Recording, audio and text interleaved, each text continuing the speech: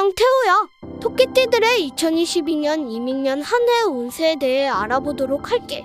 물론 띠만으로 한 해의 운세를 정확히 예측하는 것은 불가능하겠지만 토끼띠들은 전반적으로 아래와 같은 환경에 놓인다고 이해하면 돼.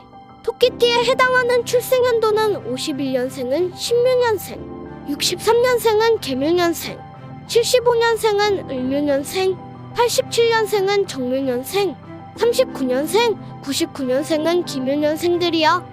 사주명리의 핵심 개념은 인간의 삶은 어떤 흐름을 가진다는 거야. 띠의 관점으로 보자면 이 그림과 같은 주기가 반복된다고 볼 수 있어.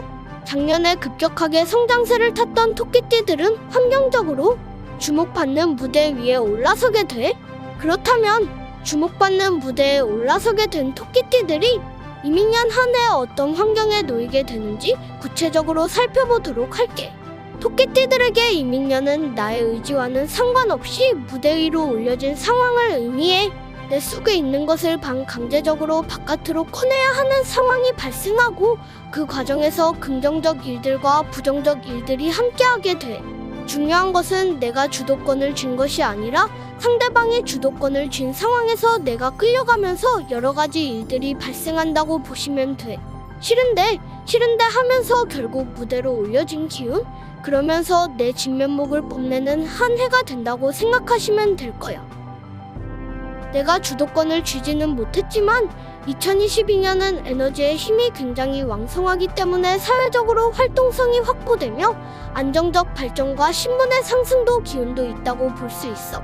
하지만 내가 완벽하게 통제하지 못한 상황에서 감춰진 것들이 바깥으로 드러나기 때문에 비난의 대상이 되거나 부끄러움을 느끼는 일이 많아지게 돼. 그래서 이런 부분에 주목하여 망신살이라는 이름이 붙은 거야. 토끼띠들에게 이민년은 올해 묵었던 숙제를 다 풀고 평가를 기다리는 해가 될 거야. 시험에 합격, 승진, 구직운이 굉장히 좋게 작용해. 특히 예술 방면에 종사하는 사람들은 작품의 발표로 인해 세상의 주목을 받게 될 거야. 그동안 쌓아왔던 자신의 능력이 무대 위에 올라서게 되면서 주목하는 해가 될 거야. 특히 토끼띠는 날카롭고 예리한 감각을 뽐내는 사람이 많기 때문에 이민년이 더욱 기대된다고 볼 수 있어. 사업을 운영하시는 분들 입장에서는 사업 운영에 문제가 발생할 수 있어. 세무, 회계 쪽에서 여러 가지 문제가 발생할 수 있으며 직원들 사이의 불화로 인해 스트레스에 시달릴 수 있는 거야. 하지만 어려운 여건에서도 어떻게든 목표를 달성해내기 때문에 매출에 대한 부분은 걱정할 것이 없어. 토끼띠들은 이민년에 아무래도 대인관계에 좀 더 신경을 써야 해.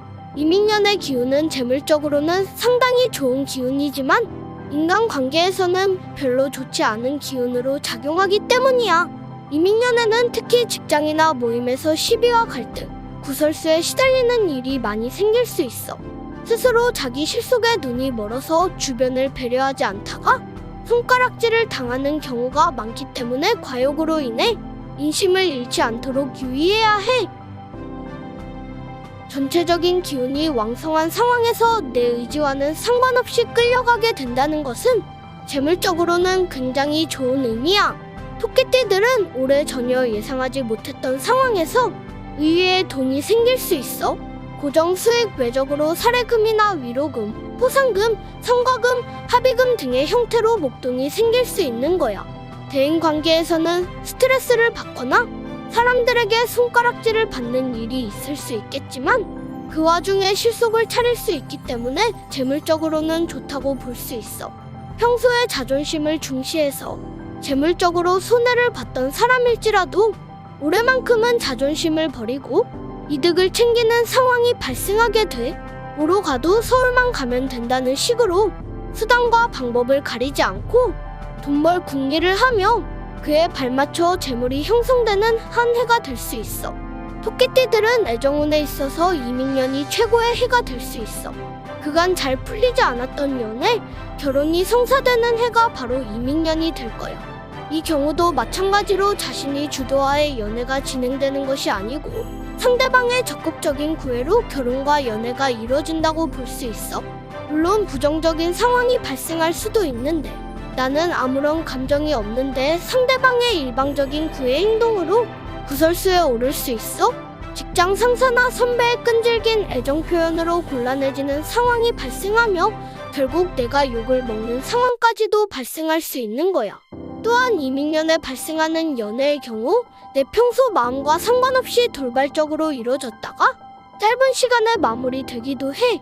주로 친구가 애인이 되는 경우가 여기에 해당되는데 얼마 지나지 않아 후회하고 다시 예전으로 돌아가는 거야.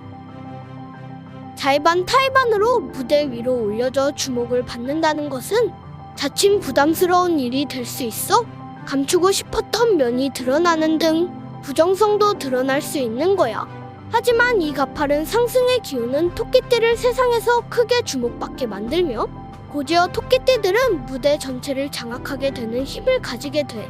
파도 위에 올라탔다는 마인드로 거침없는 기운을 만끽하길 바래. 건강운 측면을 보면 이민년은 가지고 있던 질병이 드러나는 시기야.